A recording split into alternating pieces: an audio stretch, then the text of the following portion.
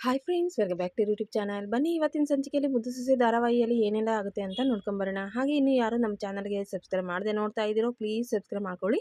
ಇದೇ ರೀತಿ ಟಿವಿಗಿನ ಮುಂಚಿತವಾಗಿ ಧಾರಾವಾಹಿಯಲ್ಲಿ ಏನಾಗ್ಬೋದು ಅಂತ ನಮ್ಮ ಚಾನಲಲ್ಲಿ ನೀವು ತಿಳ್ಕೊಬಹುದು. ಬನ್ನಿ ಹಾಗಾದ್ರೆ ಇವತ್ತಿನ ಸಂಚಿಕೆಯಲ್ಲಿ ಏನಾಗುತ್ತೆ ಅಂತ ನೋಡೋಣ.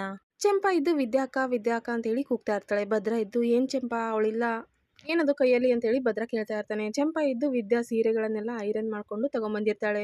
ಅದು ಭಾವ ವಿದ್ಯಾಕ್ಕಂ ಬಟ್ಟೆ ಇವು ಅವನ್ನೆಲ್ಲ ಇಸ್ತ್ರಿ ಮಾಡಿ ತಗೊಂಬಂದೆ, ಅದಕ್ಕೆ ಕೊಡಬೇಕಾಗಿತ್ತು ಅಂತೇಳಿ ಚಂಪಾ ಹೇಳ್ತಾ ಇರ್ತಾಳೆ. ಆಗ ಭದ್ರ ಇದ್ದು ಏನು ಚಂಪಾ ಇದು, ಅವಳು ಇಷ್ಟೆಲ್ಲ ನಿಮ್ಮ ಕುಟಲ್ಲಿ ಮಾಡಿಸ್ತಾ ಇದ್ದಾಳ ಕೆಲಸನ ಹಾಗೆ ಹೀಗೆ ಅಂತ ಭದ್ರ ಹೇಳ್ತಾ ಇರ್ತಾನೆ. ಆಗ ಚಂಪಾ ಇದ್ದು ಅಯ್ಯೋ ಇಲ್ಲ ಭಾವ, ಇದನ್ನ ಹೇಳಿದ್ದು ಅಮ್ಮಮ್ಮ ಹೇಳಿದ್ರು ನನಗೆ ಈ ಕೆಲಸ ಮಾಡೋದಕ್ಕೆ ಅಂತ ಹೇಳಿ ಚಂಪಾ ಹೇಳ್ತಾಳೆ. ಆಗ ಭದ್ರ ಇದ್ದು ಓ ಇದು ಬೇರೆ ಮಾಡ್ತಾ ಇದ್ದಾಳಾ ಮುದುಕಿ, ಅವಳ ಕೆಲಸಗಳನ್ನು ಇವಳು ಮಾಡ್ಕೊಡ್ತಾ ಇದ್ದಾಳೋ, ಮಾಡ್ಲಿ ಅದು ಇನ್ನೂ ಏನೇನು ಮಾಡ್ತಾರೋ ಏನೋ ಅಂತ ಭದ್ರ ಹೇಳ್ತಾ ಇರ್ತಾನೆ. ಆಗ ಚಂಪಾ ಇದ್ದು ಸರಿ ಬಾವ ಇದನ್ನ ಒಳಗಡೆ ಇಟ್ಟು ಬರ್ತೀನಿ ಅಂತ ಹೋಗ್ತಾಳೆ. ಆಗ ಭದ್ರ ಇದ್ದು ಚಂಪನ್ನ ಕೇಳ್ತಾ ಇರ್ತಾನೆ, ಇಷ್ಟೊತ್ತಾದ್ರೂ ಅವಳು ಇನ್ನೂ ಬಂದೇ ಇಲ್ಲ ಮನೆಗೆ, ನಿನಗೇನಾದ್ರೂ ಹೇಳಿದಾಳ ಚಂಪಾ ಅಂತ ಹೇಳಿ ಭದ್ರ ಕೇಳ್ತಾನೆ. ಆಗ ಚಂಪಾ ಇದ್ದು ಅಯ್ಯೋ ಇಲ್ಲ ಬಾವ ನನಗೆ ಗೊತ್ತಿಲ್ಲ ಅಂತ ಚಂಪಾ ಹೇಳ್ತಾಳೆ. ಚಂಪಾ ಮನಸ್ಸಲ್ಲೇ ಅನ್ಕೊತಾ ಇರ್ತಾಳೆ, ವಿದ್ಯಾ ಅಕ್ಕ ಕೆಲಸ ಹುಡ್ಕೊಂಡು ಹೋಗ್ತೀನಿ ಅಂತ ಹೇಳಿದ್ಲು, ಆ ವಿಚಾರ ನಾ ಏನಾದ್ರೂ ಇವಾಗ ಭಾವನ ಮುಂದೆ ಹೇಳಿಬಿಟ್ರೆ ವಿದ್ಯಾ ಬೇಜಾರ್ ಮಾಡ್ಕೊಂತಾಳೆ, ಈ ವಿಷಯನ ಅವಳೇ ಬಂದು ಭಾವನ ಎದುರುಗಡೆ ಹೇಳಿ ನಾನು ಹೇಳೋದು ಬೇಡ ಅಂತ ಚಂಪಾ ಮನಸ್ಸಲ್ಲೇ ಅನ್ಕೊಂತಾ ಇರ್ತಾಳೆ. ಇತ್ತ ವಿದ್ಯೆ ಇದ್ದು ಕೆಲಸ ಹುಡ್ಕೊಂಡು ಹೋಗ್ತಾ ಇರ್ತಾಳೆ. ಏನಾದ್ರೂ ಕೆಲಸ ಹುಡುಕ್ಲೇಬೇಕು ಇವತ್ತು ಅಂತ ಹೇಳಿ ರೋಡಲ್ಲಿ ಹೋಗ್ತಾ ಇರ್ತಾಳೆ. ವಿದ್ಯಾ ಕಣ್ಣಿಗೆ ಅಲ್ಲಿ ಒಂದು ಹೋಟೆಲ್ ಮುಂದೆ ಕೆಲಸ ಖಾಲಿ ಇದೆ, ಕೆಲ್ಸಕ್ಕೆ ಬೇಕಾಗಿದ್ದಾರೆ ಅನ್ನುವಂತ ಒಂದು ಬೋರ್ಡನ್ನ ನೋಡ್ತಾಳೆ. ಕೇಳೋಣ ಈ ಹೋಟೆಲ್ ಆದ್ರೂ ಕೆಲಸ ಸಿಗ್ಬೋದು ಅಂತ ಹೇಳಿ ವಿದ್ಯಾ ಆ ಹೋಟೆಲ್ ಒಳಗಡೆ ಹೋಗಿ ಕೇಳ್ತಾಳೆ. ಅಣ್ಣ ನಾನು ಕೆಲ್ಸಕ್ಕೆ ಸೇರ್ಕೋಬೋದಾ ಅಂತೇಳಿ ವಿದ್ಯೆ ಕೇಳ್ತಾ ಇರ್ತಾಳೆ. ಆದರೆ ಬೆಳಗಿನ ಟೈಮು ಮತ್ತು ಸಂಜೆ ಟೈಮ್ ಮಾತ್ರ ನಾನು ಕೆಲ್ಸಕ್ಕೆ ಬರೋಕೆ ಆಗೋದು, ನಾನು ಕಾಲೇಜ್ಗೆ ಹೋಗೋದಿರುತ್ತೆ ಅಂತ ಹೇಳಿ ವಿದ್ಯೆ ಹೇಳ್ತಾಳೆ. ಸರಿ ಆಯಿತು, ಹಾಗಾದರೆ ಬೆಳಗ್ಗೆ ಮಾತ್ರ ಕೆಲಸ ಮುಗಿಸ್ಕೊಟ್ಟು ಹೋಗು, 6,000 ಕೊಡ್ತೀನಿ ಅಂತ ಹೇಳಿ ಹೇಳ್ತಾರೆ. ಆಗ ವಿದ್ಯೆ ಇದ್ದು ಅಯ್ಯೋ ಅಣ್ಣ ನಾನು ಓದಬೇಕು, ಕಾಲೇಜ್ ಫೀಸು ಬುಕ್ಸ್ ತೊಗೊಳ್ಳೋದು ಅಂತ ಎಲ್ಲ ಖರ್ಚಿರುತ್ತೆ, 6,000 ಆಗೋದಿಲ್ಲ ಅಣ್ಣ, ನಾನು ಬೆಳಗ್ಗೆ ಮತ್ತು ಸಂಜೆ 2 ಟೈಮ್ ಕೂಡ ಕೆಲ್ಸಕ್ಕೆ ಬರ್ತೀನಿ ಅಂತ ಹೇಳಿ ವಿದ್ಯೆ ಹೇಳ್ತಾಳೆ. ಆಗ ಹೋಟೆಲ್ ಓನರ್ ಇದ್ದು ಹೌದಾ ಸರಿ ಅಮ್ಮ ಆಯಿತು, ಹಾಗಾದರೆ ಬೆಳಗ್ಗೆನೂ ಬಂದು ಕೆಲಸ ಮಾಡಿಕೊಟ್ಟು ಹೋಗು, ಹಾಗೆ ಸಂಜೆ ಬಂದು ರಾತ್ರಿ ಎಷ್ಟೊತ್ತಾದರೂ ಕೆಲಸ ಮುಗಿಯೋವರೆಗೂ ಮನೆಗೆ ಹೋಗೋ ಹಾಗಿಲ್ಲ ಅಂತ ಹೇಳಿ ಹೇಳ್ತಾರೆ. ಸರಿ ಅಣ್ಣ ಅಂತ ವಿದ್ಯೆ ಹೇಳ್ತಾಳೆ. ಸರಿ ಅಮ್ಮ ಆಯಿತು, ಹಾಗಾದರೆ ನೀನು ಬೆಳಗ್ಗೆ ಸಂಜೆ ಕೆಲಸಕ್ಕೆ ಬರ್ತೀಯ ಅಲ್ವಾ, 8,000 ನಿನಗೆ ಪಗಾರನ ಕೊಡ್ತೀನಿ, ಹಾಗೆ ಮುಂದೆ ಮತ್ತೆ ಜಾಸ್ತಿ ಮಾಡ್ತೀನಿ ಅಂತ ಹೇಳ್ತಾರೆ. ಸರಿ ಅಣ್ಣ ಆಯಿತು ಅಂತ ಹೇಳಿ ವಿದ್ಯೆ ಹೇಳ್ತಾಳೆ. ಸರಿ ಯಾವಾಗಿಂದ ಬರ್ತೀಯ ಕೆಲಸಕ್ಕೆ ಅಂತ ಹೇಳಿ ಆ ಹೋಟೆಲ್ ಓನರ್ ಕೇಳ್ತಾರೆ. ಆಗ ವಿದ್ಯೆ ಎದ್ದು ಅಣ್ಣ ನಾಳೆ ಅನ್ನೋರ್ ಮನೆ ಹಾಳು ಅನ್ನೋ ಹಾಗೆ ಇವತ್ತೇ ನಾನು ಕೆಲಸಕ್ಕೆ ಸೇರ್ಕೊತೀನಿ ಅಣ್ಣ ಅಂತ ಹೇಳಿ ವಿದ್ಯೆ ಹೇಳ್ತಾಳೆ. ಆಗ ಆ ಹೋಟೆಲ್ ಓನರ್ ಇದ್ದು ಸರಿ ಅಮ್ಮ ಆಯಿತು, ಹಾಗಾದರೆ ನೋಡು ಇವತ್ತಿರುವಷ್ಟು ಉತ್ಸಾಹ ಯಾವಾಗಲೂ ಇರಬೇಕು, ಪ್ರತಿದಿನ ಕರೆಕ್ಟ್ ಟೈಮ್ಗೆ ಬರಬೇಕು ಕೆಲಸಕ್ಕೆ, ನಾನು ಕೆಲಸದಲ್ಲಿ ತುಂಬ ಸ್ಟ್ರಿಕ್ಟು ಹಾಗೆ ಹೀಗೆ ಅಂತ ಹೇಳ್ತಾರೆ. ಸರಿ ಅಣ್ಣ ಆಯಿತು ಅಂತ ಹೇಳಿ ವಿದ್ಯೆ ಕೆಲಸಕ್ಕೆ ಜಾಯ್ನ್ ಆಗ್ತಾಳೆ. ಸರಿ ಅಣ್ಣ ಏನು ಕೆಲಸ ಅಂತ ಹೇಳಿ ವಿದ್ಯೆ ಕೇಳ್ತಾಳೆ. ಆಗ ಹೋಟೆಲ್ ಓನರ್ ಇದ್ದು ನೋಡಮ್ಮ ಈ ಬಟ್ಟೆ ಇದೆ ಅಲ್ವಾ, ಈ ಬಟ್ಟೆನ ಹಿಡ್ಕೊಂಡು ನೀನು ರೋಡಲ್ಲಿ ನಿಂತ್ಕೋಬೇಕು, ಹೋಗೋ ಬರೋರ್ನೆಲ್ಲ ನೀನು ಊಟಕ್ಕೆ ತಿಂಡಿಗೆ ಕರಿಬೇಕು, ಅವ್ರನ್ನ ಬನ್ನಿ ಹೋಟೆಲ್ಗೆ ಊಟಕ್ಕೆ ಅಂತ ಹೇಳಿ ಕರಿತಾ ಇರಬೇಕು, ಹಾಗೆ ಸಣ್ಣ ಪುಟ್ಟ ಕೆಲಸಗಳನ್ನ ಮಾಡ್ಕೊಡ್ಬೇಕು, ತರಕಾರಿ ಹೆಚ್ಕೊಡೋದಾಗಿರ್ಬೋದು, ಹಾಗೆ ಪಾತ್ರೆ ತೊಳೆದಾಗಿರ್ಬೋದು, ಯಾವ ಕೆಲಸ ಇದೆಯೋ ಎಲ್ಲ ಕೆಲಸನೂ ಮಾಡಬೇಕು ಅಂತ ಹೇಳ್ತಾರೆ. ಸರಿ ಅಣ್ಣ ಆಯಿತು ಅಂತ ಹೇಳಿ ವಿದ್ಯೆ ಇದ್ದು ಡ್ರೆಸ್ ಹಾಕೊಂಡು ರೋಡಲ್ಲಿ ನಿಂತ್ಕೊಂಡು ಹೋಗೋ ಬರೋರ್ನೆಲ್ಲ ತಿಂಡಿಗೆ ಕರಿತಾ ಇರ್ತಾಳೆ. ಬನ್ನಿ ಇಲ್ಲಿ ಟಿಫನ್ ಮಾಡಿ ಊಟ ಮಾಡಿ ಬನ್ನಿ, ಎಲ್ಲ ಚೆನ್ನಾಗಿದೆ, ಕಡಿಮೆ ರೇಟಿಗೆ ಸಿಗುತ್ತೆ ಅಂತ ಹೇಳಿ ಎಲ್ಲರನ್ನೂ ಊಟ ಟಿಫನ್ಗೆ ಕರಿತಾ ಇರ್ತಾಳೆ. ಇತ್ತ ಈಶ್ವರಿ ಮತ್ತು ಚಿತ್ರ ಇದ್ದು ಮಾತಾಡ್ಕೊಳ್ತಾ ಇರ್ತಾರೆ. ಚಿತ್ರ ಇದ್ದು ಏನವ್ವ ಇದು ಕಾಲೇಜ್ ಮುಗಿಸ್ಕೊಂಡು ಇಷ್ಟೊತ್ತಾದರೂ ಇವಳು ಮನೆಗೆ ಬಂದೇ ಇಲ್ಲ ಅಂತ ಹೇಳಿ ಹೇಳ್ತಾ ಇರ್ತಾಳೆ. ಆಗ ಈಶ್ವರಿ ಇದ್ದು ಇದೇ ಸಮಯನ ನಾನು ಉಪಯೋಗಿಸ್ಕೋಬೇಕು, ಅವಳ ಬಗ್ಗೆ ಇಲ್ಲದ ಸಲ್ಲದ್ದೆಲ್ಲ ಭದ್ರನ ತಲೆಯಲ್ಲಿ ತುಂಬಬೇಕು ಅಂತ ಹೇಳಿ ಈಶ್ವರಿ ಯೋಚನೆ ಮಾಡ್ತಾಳೆ. ಸರಿ ಬಾ ಇವಾಗಲೇ ಆ ಭದ್ರನ ಜೊತೆ ಮಾತಾಡೋಣ ಅಂತೇಳಿ ಈಶ್ವರಿ ಮತ್ತು ಚಿತ್ರ ಇಬ್ಬರು ಭದ್ರನ ಜೊತೆ ಮಾತಾಡೋದಕ್ಕೆ ಅಂತ ಹೇಳಿ ಬರ್ತಾರೆ. ಏನಪ್ಪ ಭದ್ರ ವಿದ್ಯೆ ಇನ್ನೂ ಬಂದಿಲ್ವಾ ಮನೆಗೆ ಅಂತ ಹೇಳಿ ಈಶ್ವರಿ ಕೇಳ್ತಾ ಇರ್ತಾಳೆ. ಇಲ್ಲ ಚಿಕ್ಕವ್ವ ಇನ್ನೂ ಬಂದಿಲ್ಲ ಅಂತ ಭದ್ರ ಹೇಳ್ತಾನೆ. ಹೌದಾ, ನೋಡು ಅವಳನ್ನ ಸ್ವಲ್ಪ ಹದ್ಬಸ್ದಲ್ಲಿ ಇಟ್ಕೊ ನೀನು, ಎಷ್ಟೇ ಆದರೂ ಅವಳು ನಿನ್ನ ಹೆಂಡತಿ, ಅವಳು ಏನಾದರೂ ಹಾದಿ ತಪ್ಪಿದ್ಲು ಅಂತ ಹೇಳಿದರೆ ಈ ಮನೆ ಮಾನ ಮರ್ಯಾದೆ ಎಲ್ಲ ಹೋಗುತ್ತೆ, ನಮ್ಮ ಮನೆತನದ ಮಾನ ಮರ್ಯಾದೆಗೆ ಯಾವುದೇ ಕಪ್ಪು ಚುಕ್ಕೆ ಬೀಳಬಾರ್ದು, ಆ ರೀತಿ ನೀನು ನೋಡ್ಕೋಬೇಕು, ಅವಳಿಗೆ ನೀನು ಸರಿಯಾಗಿ ಹೇಳು, ನೀನು ಅವಳನ್ನ ಸ್ವಲ್ಪ ಹದ್ಬಸ್ದಲ್ಲಿ ಇಟ್ಕೋಬೇಕು ಹಾಗೆ ಹೇಗೆ ಅಂತೇಳಿ ಈಶ್ವರಿ ಹೇಳ್ತಾ ಇರ್ತಾಳೆ.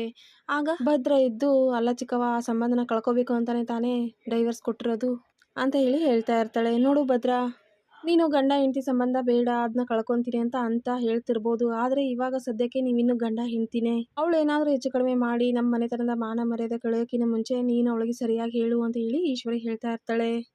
ವಿದ್ಯಾ ಮನೆಗೆ ಬರ್ತಾಳೆ. ಅಷ್ಟರಲ್ಲಿ ಭದ್ರ ಆಚೆ ನಿಂತ್ಕೊಂಡಿರ್ತಾನೆ. ಭದ್ರ ಇದ್ದು ನಿಂತ್ಕೊಳ್ಳೆ, ನಿನಗೇನು ಹೇಳೋರು ಕೇಳೋರು ಯಾರು ಇಲ್ವಾ, ಯಾವ ಟೈಮ್ಗೆ ಹೋಗಬೇಕು ಬರಬೇಕು ಅನ್ನೋದು ನಿನಗೆ ಗೊತ್ತಾಗಲ್ವಾ ಅಂತ ಹೇಳಿ ಭದ್ರ ವಿದ್ಯಾ ಮೇಲೆ ರೇಗಾಡ್ತಾ ಇರ್ತಾನೆ. ವಿದ್ಯೆ ಏನು ಮಾತಾಡದೆ ಹಾಗೆ ಸುಮ್ಮನೆ ಮನೆ ಒಳಗೆ ಹೋಗ್ತಾಳೆ. ಆಗ ಭದ್ರ ಇದ್ದು ಇಷ್ಟೆಲ್ಲ ಮಾತಾಡ್ತಾ ಇದ್ರು ಸುಮ್ಮನೆ ಹೋಗ್ತಾ ಇದ್ದಾಳೆ ಅಲ್ವಾ, ಇಷ್ಟು ದಪ್ಪ ಇಷ್ಟು ಎತ್ತರ ಇರೋ ಮನುಷ್ಯ ನಾನು ಇಲ್ಲೇ ನಿಂತ್ಕೊಂಡು ಮಾತಾಡ್ತಾ ಇದ್ದೀನಿ, ಆದರೆ ನನ್ನ ಮಾತಿಗೆ ಬೆಲೆನೇ ಕೊಡದೆ ಈ 3 ಅಡಿ ಹಾಗೆ ಹೋಗ್ತಾ ಇದ್ದಾಳೆ, ಮಾಡ್ತೀನಿ ಇವಳಿಗೆ ಅಂತೇಳಿ ಭದ್ರ ಮನೆ ಒಳಗೆ ಹೋಗ್ತಾನೆ.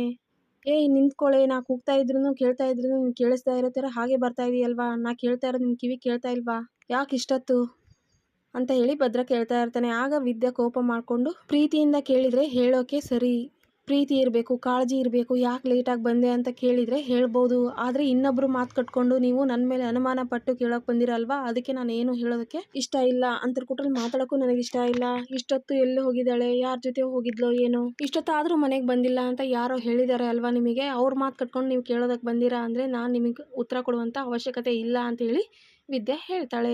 ವಿದ್ಯಾ ಅಲಾರಾಮ್ ಇಟ್ಕೊಂಡು ಮಲಗಿರ್ತಾಳೆ. ಬೆಳಗ್ಗೆ ಬೇಗ ಎದ್ದು ಹೋಟೆಲ್ಗೆ ಕೆಲಸಕ್ಕೆ ಹೋಗಬೇಕು ಅಂತ ಹೇಳಿ 5 ಗಂಟೆಗೇ ಎದ್ದು ರೆಡಿಯಾಗಿ ಹೋಟೆಲ್ಗೆ ಕೆಲಸಕ್ಕೆ ಹೋಗ್ತಾಳೆ. ವಿದ್ಯಾ ಹೋಗ್ತಾ ಇರೋದನ್ನು ಸಾವಿತ್ರಿ ನೋಡ್ತಾಳೆ. ಏನಿದು, ಇವಳಿಗೇನಾಗಿದೆ, ಇಷ್ಟೊತ್ತಲ್ಲಿ ಆಚೆ ಹೋಗ್ತಾ ಇದ್ದಾಳೆ, ಎಲ್ಲಿ ಹೋಗ್ತಾ ಇರ್ಬೋದು, ಹೇಗಾದರೂ ಮಾಡಿ ಇವಳು ಎಲ್ಲಿ ಹೋಗ್ತಾ ಇದ್ದಾಳೆ ಅನ್ನೋದನ್ನು ತಿಳ್ಕೊಳ್ಳೇಬೇಕು, ತಿಳ್ಕೊತೀನಿ ಅಂತ ಹೇಳಿ ಸಾವಿತ್ರಿ ಮನಸ್ಸಲ್ಲೇ ಅನ್ಕೊತಾ ಇರ್ತಾಳೆ. ವಿದ್ಯಾ ಹೋಟೆಲ್ ಕೆಲಸಕ್ಕೆ ಹೋಗಿರ್ತಾಳೆ. ಬೆಳಗ್ಗೆನೇ ಸಾವಿತ್ರಿ ಮತ್ತು ವಿನಂತಿ ಇಬ್ರು ಭದ್ರ ಮನೆ ಹತ್ರ ಬರ್ತಾರೆ. ಭದ್ರ ಇನ್ನು ಮಲಗಿರ್ತಾನೆ. ವಿನಂತಿ ಇದ್ದು ಅವ್ವ ಮಾವನ್ ಕೂಗವ ಆಚೆ ಬರ್ಬೋದು ಅಂತ ಹೇಳಿ ಹೇಳ್ತಾ ಇರ್ತಾಳೆ. ಸುಮ್ಮನೆ ಇರೇ, ಬೆಳಗ್ಗೆನೆ ಬಂದು ನಿಮ್ಮ ಹಾಳು ಮುಖ ತೋರ್ಸೋದಕ್ಕೆ ಬಂದಿದ್ದೀರಾ ಅಂತ ಹೇಳಿ ಭದ್ರ ನಮಗೆ ಬೈತಾನೆ ಅಂತ ಹೇಳಿ ಈಶ್ವರಿ ಹೇಳ್ತಾ ಇರ್ತಾಳೆ. ಆಗ ವಿನಂತಿ ಇದ್ದು ಅವ್ವ ಅದು ಏನೂ ಆಗೋದಿಲ್ಲ, ನೀನು ಕೂಗು ಮಾವನ್ನ ಬರಲಿ ಆಚೆ ಅಂತ ಹೇಳಿ ಚಂಪಾ ಹೇಳ್ತಾ ಇರ್ತಾಳೆ. ಅಷ್ಟರಲ್ಲಿ ಭದ್ರಾನೇ ಆಚೆ ಬರ್ತಾನೆ. ಏನು ಬೆಳಗ್ಗೆನೆ ಇಬ್ರು ಬಂದ್ಬಿಟ್ಟಿದ್ದೀರಾ ಇಲ್ಲಿವರೆಗೂ ಅಂತ ಕೇಳ್ತಾನೆ. ಆಗ ಸಾವಿತ್ರಿ ಇದ್ದು ಏನೂ ಇಲ್ಲಪ್ಪ ಭದ್ರ, ಅದು ಆ ವಿದ್ಯಾ ಇದ್ದಾಳೆ ಅಲ್ವಾ, ಒತ್ತಾರನೇ 5 ಗಂಟೆಗೆ ಎದ್ದು ಎಲ್ಲಿಗೋ ಹೋದ್ಲು, ಎಲ್ಲಿಗೆ ಹೋಗಿರ್ಬೋದು ಏನೋ ಅಂತ ತಿಳ್ಕೊಳಕ್ಕೆ ಬಂದೆ, ಅವಳನ್ನ ನೀನು ಬಸ್ಸಲ್ಲಿ ಇಟ್ಕೋಬೇಕು, ಎಲ್ಲದನ್ನು ನೀನು ಕೇಳಬೇಕು, ಹಾಗೆ ಹೀಗೆ ಅಂತ ಹೇಳಿ ಸಾವಿತ್ರಿ ಹೇಳ್ತಾ ಇರ್ತಾಳೆ. ಭದ್ರ ಇದ್ದು ನೋಡಿ, ನಿಮಗೆ ಇದಕ್ಕೆ ಸಂಬಂಧ ಇಲ್ಲದಿರೋಂಥ ವಿಚಾರ, ಯಾರು ಎಲ್ಲಾದರೂ ಹೋಗಲಿ ಏನಾದರೂ ಮಾಡಲಿ ನನಗೆ ಯಾಕೆ, ಇದನ್ನೆಲ್ಲ ತಂದು ನನ್ನ ಎದುರುಗಡೆ ಯಾಕೆ ಹೇಳ್ತಾ ಇದ್ದೀರಾ ಅಂತ ಹೇಳಿ ಭದ್ರ ಹೇಳ್ತಾನೆ. ಆಗ ಸಾವಿತ್ರಿ ಇದ್ದು ಅಲ್ಲ ಕಣಪ್ಪ, ನೀನೇ ಈಗ ಹೇಳಿದ್ರೆ ಹೇಗೆ, ನೀನು ಅವಳ ಗಂಡ ಅಲ್ವಾ, ಅದಕ್ಕೆ ನಾಳೆ ನಿನಗೆ ಏನಾದರೂ ತೊಂದರೆ ಆಗಬಾರ್ದು ಅಂತ ಹೇಳೋಕೆ ಬಂದ್ವಿ ಅಂತೇಳಿ ಸಾವಿತ್ರಿ ಹೇಳ್ತಾಳೆ.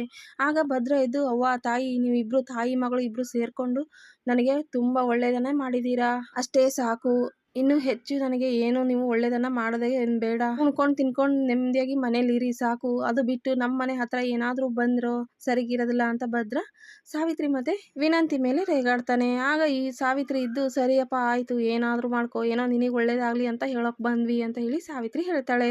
ಇತ್ತ ವಿದ್ಯಾ ಹೋಟೆಲ್ಗೆ ಕೆಲ್ಸಕ್ಕೆ ಬರ್ತಾಳೆ. ಆಗ ಹೋಟೆಲ್ ಓನರ್ ಇದ್ದು ಏನಮ್ಮ ನಿನ್ನೆ ಅಷ್ಟು ಉತ್ಸಾಹದಿಂದ ಮಾತಾಡಿದೆ, ಆದರೆ ಇವತ್ತು ನೋಡಿದರೆ ಇಷ್ಟು ಲೇಟಾಗಿ ಬರ್ತಾ ಇದೆಯಾ ಅಂತ ಹೇಳಿ ಕೇಳ್ತಾರೆ. ಆಗ ವಿದ್ಯಾ ಇದ್ದು ಇಲ್ಲ ಅಣ್ಣ, ಒಂದು ಸ್ವಲ್ಪ ಲೇಟ್ ಆಗೋಯ್ತು ಅಷ್ಟೇ, ನಾಳೆಯಿಂದ ಬೇಗ ಬಂದ್ಬಿಡ್ತೀನಿ ಅಂತ ಹೇಳಿ ವಿದ್ಯಾ ಹೇಳ್ತಾ ಇರ್ತಾಳೆ. ಕೆಲಸಕ್ಕೆ ಸೇರ್ಕೊಂಡಾಗ ಮೊದಲೇ ದಿವಸ ಎಲ್ಲರೂ ಇದೇ ರೀತಿ ಹೇಳೋದು, ಆಮೇಲೆ ಅವ್ರ ಬುದ್ಧಿ ತೋರಿಸ್ಬಿಡ್ತಾರೆ ಹಾಗೆ ಹೀಗೆ ಅಂತ ಆ ಹೋಟೆಲ್ ಓನರ್ ಹೇಳ್ತಾ ಇರ್ತಾರೆ. ಹೋಗು ತರಕಾರಿ ಕಟ್ ಮಾಡಿಕೊಡು ಅಂತ ಹೇಳಿ ಹೇಳ್ತಾರೆ. ಸರಿ ಅಣ್ಣ ಆಯಿತು ಅಂತ ಹೇಳಿ ವಿದ್ಯಾ ಒಳಗಡೆ ಹೋಗಿ ತರಕಾರಿ ಕಟ್ ಮಾಡಿಕೊಡ್ತಾಳೆ.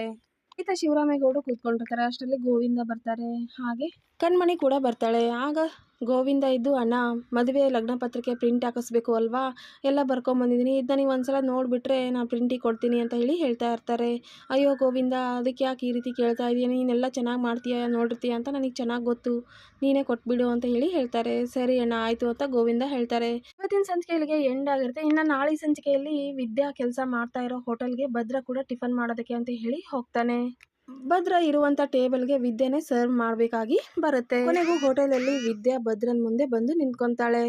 ಭದ್ರನ್ಗೆ ಶಾಕ್ ಆಗುತ್ತೆ. ವಿದ್ಯಾಗೂ ಕೂಡ ಬೇಜಾರಾಗ್ತಾ ಇರುತ್ತೆ. ಇದೇನಪ್ಪ ಇವ್ರಿಗೆ ಈ ವಿಷಯ ಗೊತ್ತಾಗ್ಬಿಡ್ತಾ ನಾ ಕೆಲಸ ಮಾಡ್ತಾ ಇರೋದು ಅನ್ನೋವಂಥ ವಿಚಾರ ವಿದ್ಯನ್ಗೂ ಕೂಡ ತುಂಬ ಬೇಜಾರು ಮಾಡ್ತಾ ಇರುತ್ತೆ. ಅದೇ ಬೇಜಾರಲ್ಲೇ ವಿದ್ಯಾ ಭದ್ರನ್ ಮುಂದೆ ಹೋಗಿ ನಿಂತ್ಕೊಂತಾಳೆ.